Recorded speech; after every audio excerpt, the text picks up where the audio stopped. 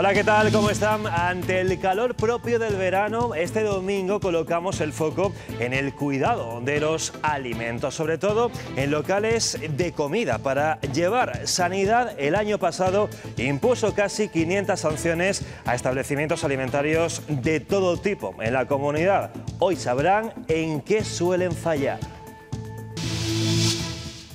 El hecho de tener bien identificado en las cámaras todos los productos, pues productos que preparas y luego congelas, con sus fechas de congelación, fechas de consumo, pues hay algunas veces que por motivos de trabajo les cuesta un poco llevarlo al día.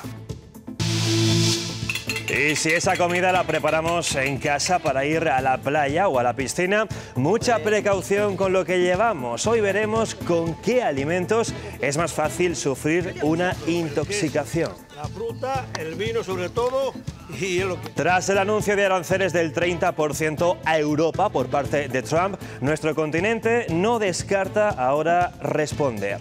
Lo haría a través de contramedidas económicas. De momento, hoy se reúnen los 27 embajadores europeos y mañana lo harán los ministros de comercio de cada país. Pero de momento lo que sí es una realidad es que España se ha quedado sin más de 600 millones de euros de los fondos europeos de recuperación. Bruselas nos ha multado por no reducir la temporalidad en el empleo público. El gobierno está diciendo que bueno, son 600 y pico millones, que esto están en vías de recuperarse y demás. Bueno, pues 600 y pico millones para, por ejemplo, Castilla y León supondrían, calculamos, alrededor de 30 millones. Con 30 millones de euros se hacen muchas cosas. El Ministerio de Transportes ha invertido en esta travesía de San Rafael, en la insonorización del pavimento, más de medio millón de euros. Pero ¿lo notan los vecinos del pueblo? Es lo que vamos a conocer. Son imágenes de la pelea que se produjo esta madrugada en Aranda de Duero, frente a un bar de la zona de Santa Catalina. Al menos 15 personas han participado en la reyerta, otra más que se suma a esta zona de ocio. De momento hay un detenido. Y 157 niños saharauis deberían haber llegado ya a Castilla y León, pero siguen todavía en los campamentos de refugiados de Tinduf debido a un problema con sus pasaportes. Aún así, parece que podrán ver a sus familias de acogida ya el próximo jueves. Ha sido un problema puramente administrativo, que los pasaportes colectivos no han salido a tiempo. Cada 10 o 15 o 20 niños vienen un solo pasaporte. Entonces, claro, cuando falta algún pasaporte o 2 o 3, todos tienen que esperar hasta que todos los pasaportes estén ya, digamos, preparados para el viaje. Sanidad ha reconocido a varias patologías como enfermedades crónicas, entre ellas el COVID persistente o la celiaquía. En Castilla y León lo celebran miles de personas afectadas que, como de una vez, recibirán mayor atención. Estamos muy contentos y orgullosos de haber recibido este reconocimiento, ya que supone un gran paso y va a dar una mayor visibilidad a toda la población que haya afectada. Y en el tiempo para hoy, estable salvo en Burgos y Soria, donde siguen en aviso amarillos por tormentas ocasionales que pueden aparecer durante la tarde. Temperaturas sin cambios. En Coruña del Conde ofician desde el pasado mes de mayo bautizos civiles, una ceremonia no religiosa para dar la bienvenida a los más pequeños. Enseguida les contamos todos los detalles de esta nueva celebración.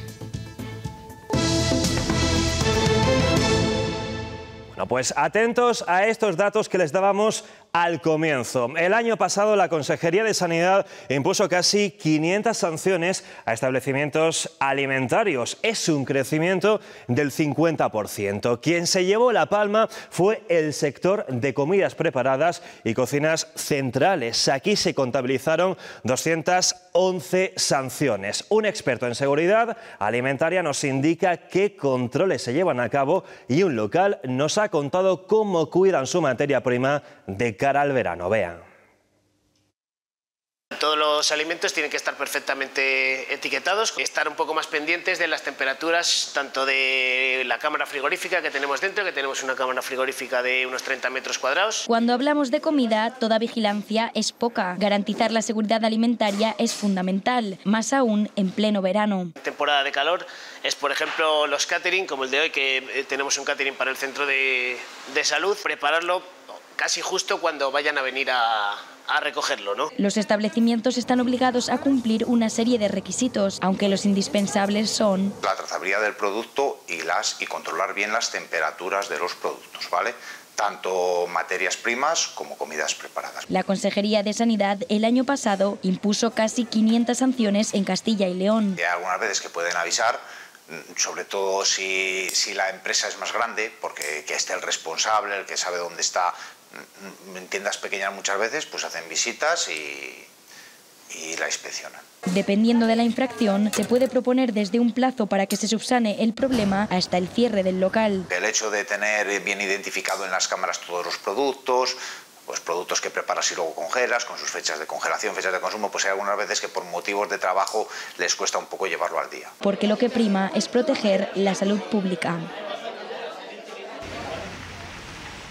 La hostelería o las residencias de mayores acumulan 2 de cada 3 brotes de intoxicación alimentaria, según los datos de la Consejería de Sanidad. Los huevos, la carne y el agua son el origen de la mayoría de los 36 brotes declarados durante el año 2024. Afectaron a 1.629 personas y 22 de ellas requirieron de hospitalización, la mayoría con síntomas leves como vómitos o fiebre que terminan desembocando en una deshidratación. La salmonela es la bacteria más frecuente.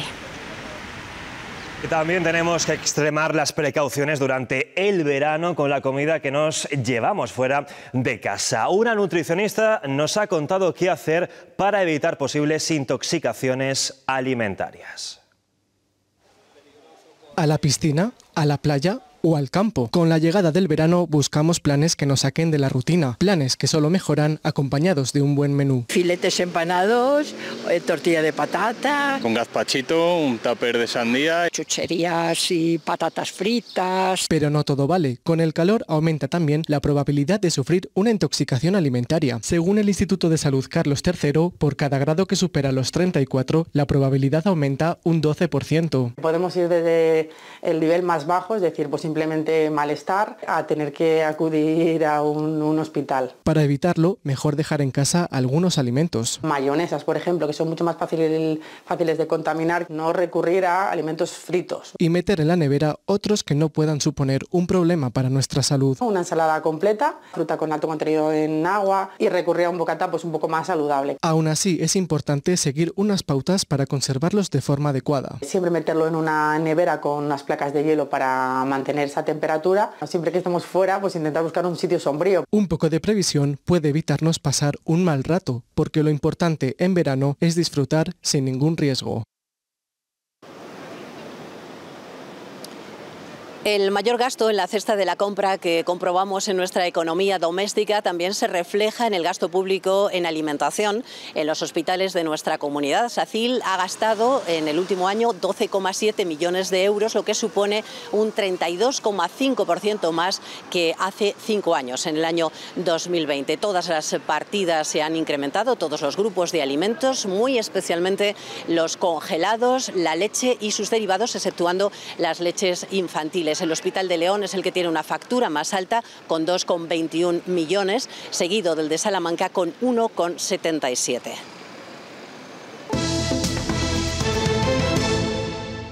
Se lo adelantábamos ayer. Estados Unidos amenaza a Europa con imponer aranceles del 30% para todos los productos a partir del 1 de agosto. Mientras tanto, hoy embajadores de los 27 están convocados para una reunión en Bruselas donde van a discutir si se pone en marcha el paquete de contramedidas. Donald Trump continúa con su particular pulso económico, ya convertido en guerra arancelaria, y lanza una nueva amenaza a través de esta carta. Impondrá un 30% de aranceles a Europa para todos los productos a partir del 1 de agosto. Es una cantidad muy superior a lo esperado y por eso hoy Europa se reúne. Los embajadores de los 27 están citados en Bruselas para estudiar cómo responder. Y es que Bruselas tiene preparado un paquete a modo de represalia sobre los productos estadounidenses por valor de 21.000 millones de euros, que de momento se decidió no utilizar cuando en el pasado mes de abril Estados Unidos ya impuso un 25% sobre los automóviles europeos, un 50% sobre el acero y el aluminio y un 10% sobre el resto de productos.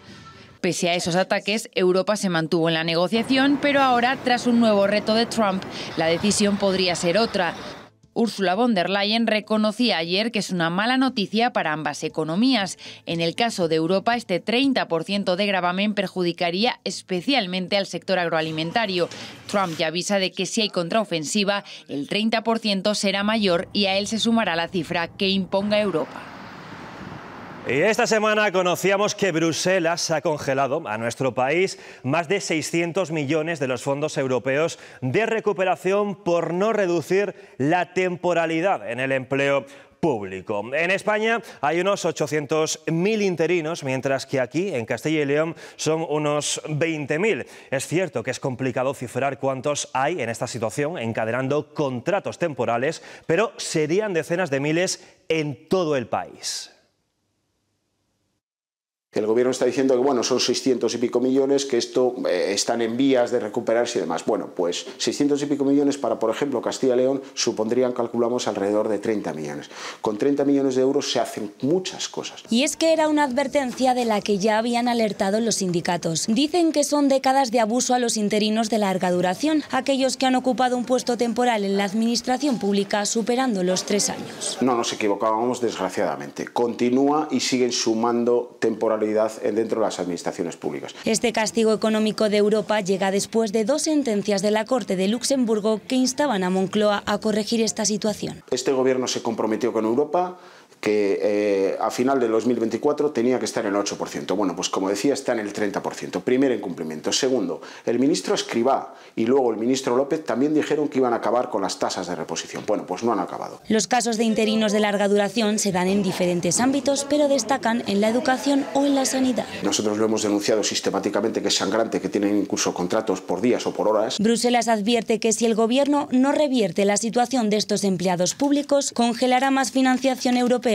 en los próximos pagos a España.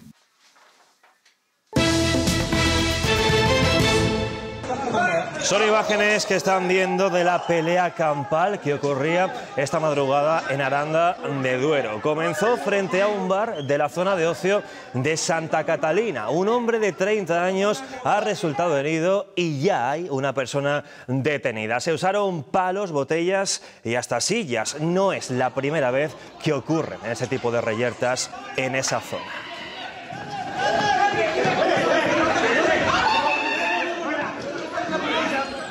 Y al menos un detenido y varios heridos en la segunda noche de disturbios en Torrepacheco, en Murcia. No se descartan nuevas detenciones y se incrementará el control policial para frenar esta oleada de violencia. Todo comenzó el viernes tras la agresión brutal de unos migrantes a una persona mayor. Esta pasada noche hubo presencia de grupos radicales de otras localidades que ha derivado en persecuciones, agresiones y duras cargas policiales.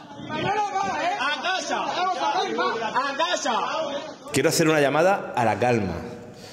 Los vecinos de Torrepacheco quieren vivir en paz y quieren convivir como lo han hecho hasta ahora. Y no se pueden permitir ni se pueden tolerar las llamadas a la violencia que estamos viendo de unos y de otros. Y más temas. 157 niños saharauis que debían llegar a Castilla y León el pasado 3 de julio siguen todavía en los campamentos de refugiados de Tinduf. Un problema con sus pasaportes les ha impedido llegar, aunque parece que podrán reencontrarse con sus familias de acogida ya el próximo jueves. El programa Vacaciones en Paz lleva 4 décadas trayendo a niños saharauis a disfrutar de 2 meses lejos de sus campamentos de refugiados, pero este año 157 de ellos no han podido llegar aún. Ha sido un problema puramente administrativo, que los pasaportes colectivos no han salido a tiempo previsto, se ha tenido que retrasar. Es la primera vez que ocurre y creen que ha sido un problema de coordinación entre Sáhara Occidental, España y Argelia. Son 3.000 niños para España, pero también hay niños para Francia, Reino Unido, Italia, entonces es un acúmulo de trabajo que puede pues igual suceder una cosa de estas. Su llegada estaba prevista para el pasado 3 de julio y las familias de acogida siguen esperándolos, aunque podrán disfrutar de ellos un poco menos, ya que los días que han perdido no podrán recuperarse. La fecha de vuelta está cerrada porque el 1 de septiembre las familias están casi totalmente ocupadas y ya no pueden tener a los niños a partir de esa fecha. Están ansiosos, pero bueno, ya están más tranquilos sabiendo el día de llegada. Porque si todo va según lo previsto, esta imagen que de forma habitual hemos visto en los últimos 40 años, en este 2025 se podrá repetir al fin el próximo jueves, día 17. El Adán abandona Aragón dejando hasta 144 litros por metro cuadrado, que dejan daños materiales pero no personales, pese a las imágenes de calles totalmente inundadas. Zaragoza fue la provincia más afectada y en Barcelona, en Cubelles, los bomberos continúan buscando a 2 desaparecidos después de la crecida de un río. En San Esteban de Gormaz, la construcción del puente alternativo al medieval sigue dando mucho que hablar. La Junta solicitó a la Confederación Hidrográfica del Duero ejecutar las obras y ahora hemos conocido la negativa de este organismo. Ante esto, el Gobierno autonómico, Pablo del Campo, ya ha anunciado medidas. En este punto en el que nos encontramos se ubicaría el puente provisional de San Esteban de Gormaz, cuyo futuro es ahora incierto ante la negativa de la Confederación Hidrográfica del Duero a la petición de la Junta de Castilla y León de construir esta infraestructura que consideran determinante, especialmente ante la posibilidad de nuevos cortes en el puente medieval de la localidad ribereña. Es por ello por lo que, a la espera de recibir el informe que justifique la negativa del organismo de Cuenca, la Junta ha anunciado que recurrirá esta decisión y que buscará alternativas para la construcción de una pasarela que consideran determinante. La Confederación se supone que está para la protección de los ríos, no para decretar si algo es urgente o no. Por nuestra parte vamos a seguir luchando por esa variante definitiva y por supuesto por este puente alternativo. Hay que recordar que una variante definitiva puede llevar entre 5 y 8 años, nosotros no estamos para esperar eso. El otro día hubo aquí un pequeño atasco, 3 camiones que confluyeron en el puente en el centro y más de 30 minutos cortado el puente. Eso significa que si hubiese una emergencia, una ambulancia, un incendio, tendríamos una catástrofe. Y hace pocos días Transportes finalizaba las obras en San Rafael, en el Espinar, para intentar mitigar el ruido del tráfico en esa travesía que cruza el municipio. Ahora, con el nuevo asfaltado, habrá que ver si esto es una solución definitiva. Sergio Perela. Esta travesía de San Rafael sigue siendo noticia porque el Ministerio de Transportes ha invertido más de medio millón de euros en estos 2,5 kilómetros para un pavimento que reduce, supuestamente, los ruidos de los vehículos al pasar. ¿Lo nota o no lo nota el pueblo? Pues ahí hay división de opiniones. Parece que algo sí, pero el tráfico sigue siendo exactamente el mismo y es muy numeroso.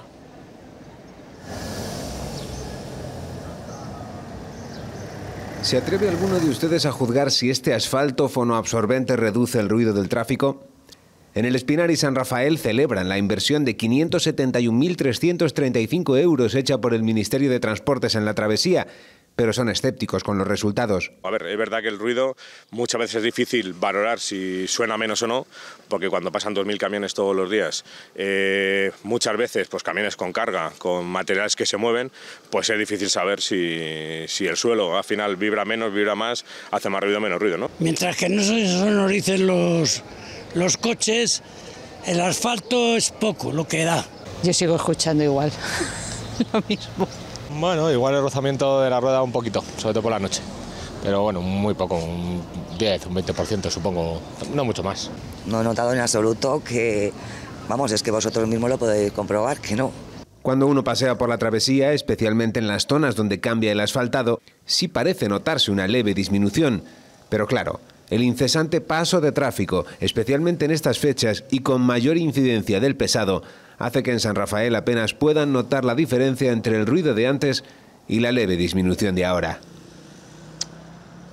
Y en Arévalo están celebrando estos días sus fiestas, donde reúnen a más de 20.000 personas. Hemos estado allí para ver cómo la Guardia Civil trabaja en garantizar la seguridad. El momento más esperado por los arevalenses ya ha llegado.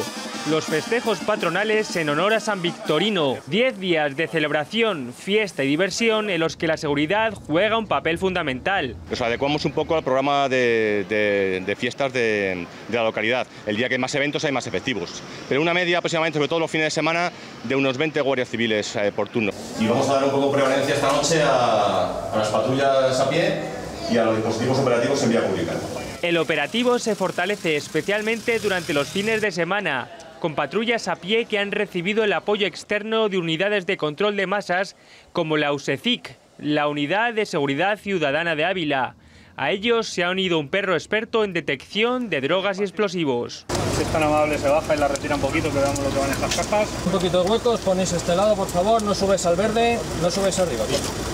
Le implementamos el año anterior y nos dio un buen resultado, que apenas hubo incidentes, entonces es un poco parecido al del año anterior. Es un dispositivo que nos ha dado un éxito importante en el sentido de la seguridad pública, garantizar la seguridad pública. Este agente canino, muy eficaz en su trabajo, mejora los controles de tráfico que se han establecido para estos días, porque la mezcla de drogas y alcohol nunca debe existir. Y es que en época de fiestas hay que disfrutar, pero siempre con cabeza y con seguridad. Y la Guardia Civil ha desarticulado una trama acusada de estafar más de 1,5 millones de euros por Internet. Entre las víctimas, empresas y particulares de Valladolid. Pablo Rodríguez. Sí, la Guardia Civil ha detenido a 15 personas por pertenecer a una organización que habría estafado 1.600.000 euros por Internet. Entre las víctimas habría empresas y particulares de hasta 18 provincias, entre ellas Valladolid. La organización habría cometido más de 50 delitos para los que empleaban ataques informáticos, identidades usurpadas y el método de la estafa del amor. En los registros domiciliarios, los agentes encontraron documentación bancaria de entidades en el extranjero e intervinieron más de un centenar de dispositivos electrónicos.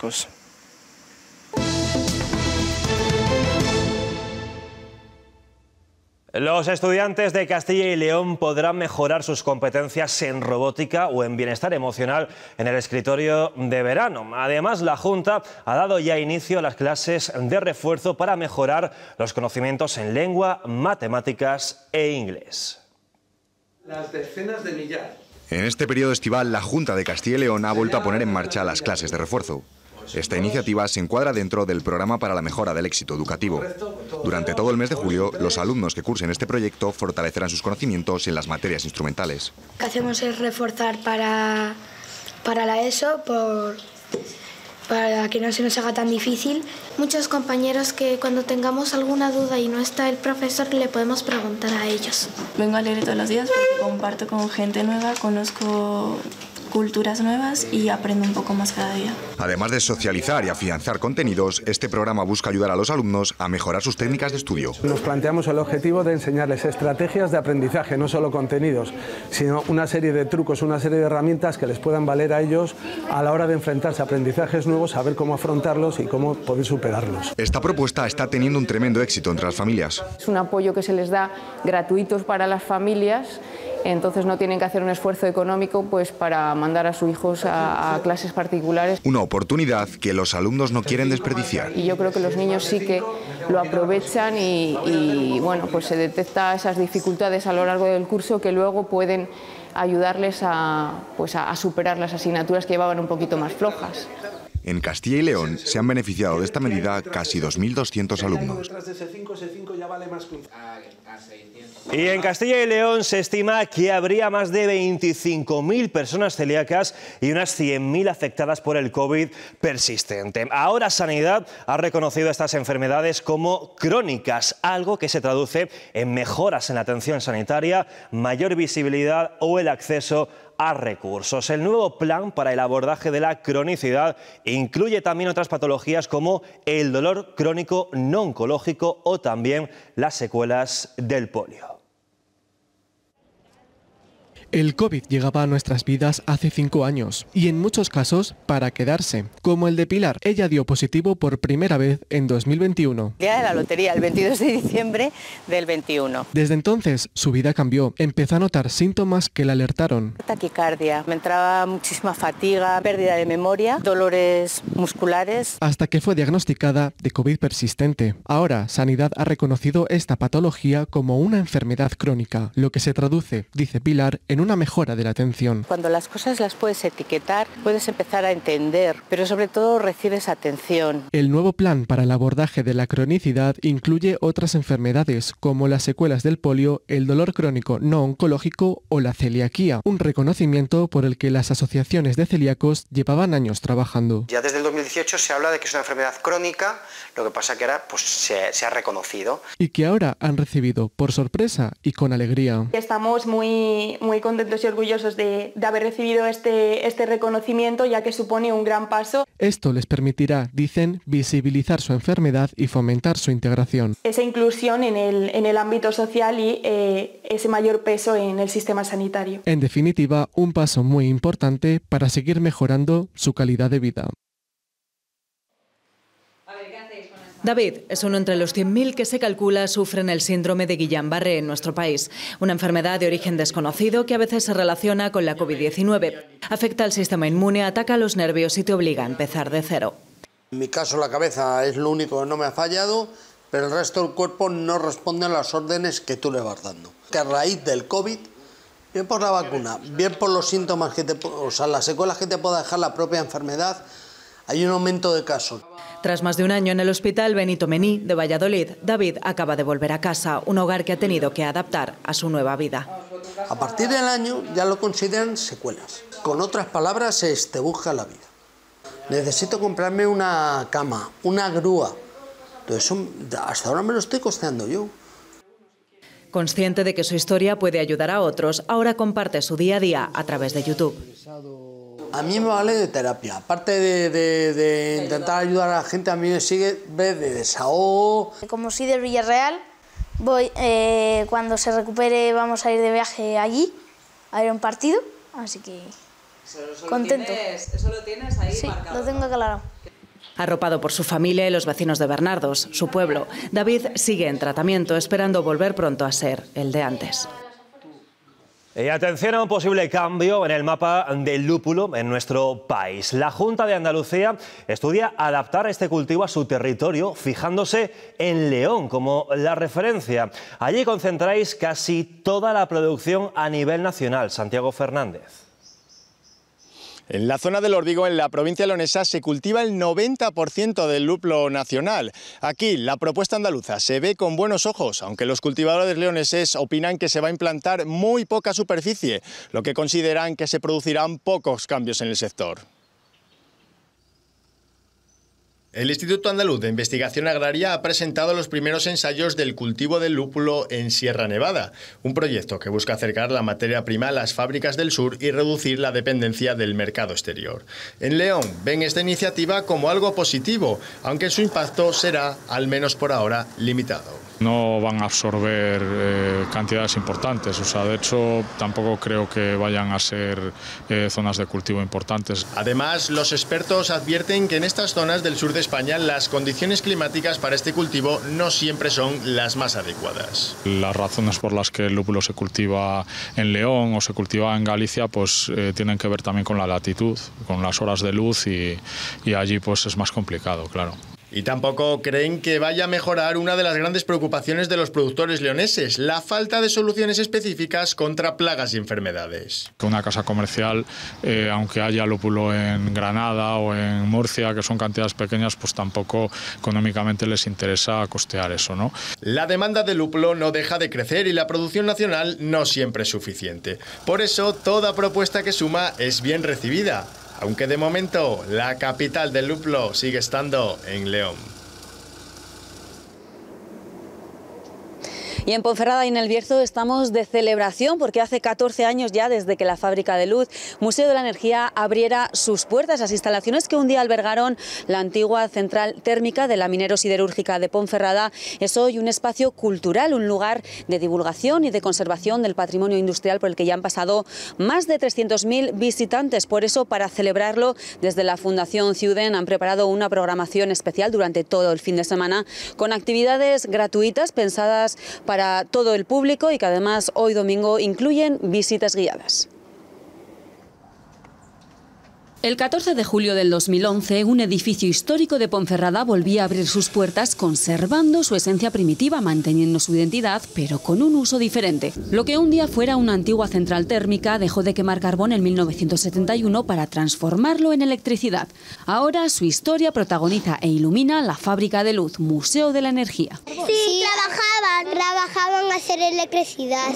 Y para celebrar las 14 velas, el museo ha acogido una programación especial durante todo el fin de semana, incluidas visitas guiadas pensada para niños y mayores. Había una marioneta que decía sustos y el otro decía no, sustos no, divertido. Un espacio cultural donde se organizan actividades de ocio y en el que sobre todo se aprende. Pero ¿qué es lo que más impresiona a los visitantes? A mí, por ejemplo, la sala de calderas. Sobre todo el cómo ha llegado hasta nuestros días, las condiciones en que ha llegado esta central térmica. Con el carbón como elemento protagonista, en el espacio se conservan elementos originales de la central. Increíble, está todo en perfecto estado, está muy completa. Tenía muchos botones y es perfecto. En estos 14 años, más de 305.000 personas han pasado por aquí, llegados de diferentes puntos de la península y el extranjero para conocer un poquito más de cerca el pasado minero industrial del siglo anterior y de paso las particularidades de la sociedad de la época. En Bezoya, después de toda una vida de mineralización muy débil para vivir muy fuerte, sabemos que somos muy de clavar la sombrilla como si no hubiese un mañana, de cantar hasta debajo del agua y muy de sortear 500 euros cada semana para que sigas viviendo muy fuerte. Bezoya, agua de mineralización muy débil para vivir muy fuerte. El novillero Sergio Rollón, con raíces en el municipio abulense de Burgondo, ha sufrido una acogida durante el final del circuito de novilladas de Madrid. Ante la gravedad, fue operado en el Hospital Universitario de La Paz y trasladado a la UCI en estado grave. Y vamos ahora a Coruña del Conde, en Burgos, porque allí han apostado por celebrar ceremonias de acogimiento social, o más conocidas, Lucía Reñón, como bautizos civiles. En mayo, el Ayuntamiento de Coruña del Conde aprobó la ordenanza reguladora que permite celebrar bautizos civiles en el municipio. Lo hizo a petición de una familia que quería celebrar esta ceremonia y han sido los primeros en hacerlo este mismo fin de semana. La celebración no tiene ningún valor civil, sino que el objetivo es dar la bienvenida a los más pequeños a su localidad. Los tiempos han cambiado y los bautizos, tal y como los conocíamos, también. Desde el pasado mes de mayo, en Coruña del Conde, se pueden oficiar bautizos civiles. Pues los bautizos civiles no es nada más que una presentación social de un nuevo miembro de la comunidad. Una ceremonia laica en la que no hay pilas bautismales ni agua bendita, algo que no ha estado exento de polémica. Y ha habido comentarios que nos ponían un poco fuera de lugar. Este ayuntamiento es plural. Este mismo fin de semana, Ana se ha convertido en la primera niña en celebrar esta ceremonia en Coruña del Conde. Con discursos más personales, más emotivos y participación un poco de la familia. Su madre, más que bautizo civil, prefiere denominarlo acogimiento social. Yo quiero que mi hija pueda ser libre para elegir la religión que ella decida y bueno, me parecía que también tiene derecho a que se haga una fiesta pues para celebrar su nacimiento. No tiene ningún valor civil, el objetivo es potenciar el sentimiento de pertenencia a la localidad. Vivimos en Madrid, pero desde siempre es el pueblo de mi padre, siempre hemos venido aquí. La niña va a venir, esperemos que siempre que pueda. Y revivir un pueblo en el que no ha nacido ningún bebé en lo que va de año. Durante todo el fin de semana, Ávila acoge su segunda edición del torneo Warhammer 40.000. Tras el éxito de la edición pasada, este año se bate récord de asistencia, 100 participantes llegados de todo el territorio nacional, entre los cuales se encuentran los 25 mejores de nuestro país. Se trata de un fin de semana lleno de disfrute en lo que al juego se refiere, pero que también deriva en un importante impacto económico para la capital amurallada. Desde la organización aseguran que para el año que viene apuntan a la internacionalización. Tordesillas acoge este fin de semana su tradicional encuentro nacional de SEAT 600, una cita más que consolidada ya que nació hace 28 años en Valerio.